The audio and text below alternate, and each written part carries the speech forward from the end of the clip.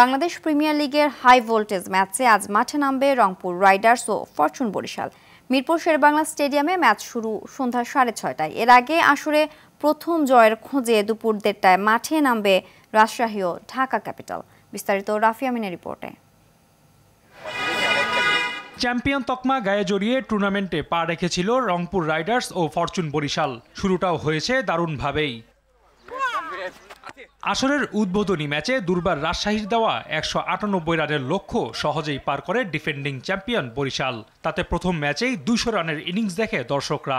দলটির দেশি ও বিদেশি ক্রিকেটাররাও মুগ্ধ করেছে ব্যাটে বলের লড়াইয়ে। রংপুরের বিপক্ষে মাঠে নামার আগে তাই ফুরফুরা মেজাজেই মিরপুরে অনুশীলন করেছে শাহিন আফ্রিদি মুশফিকরা।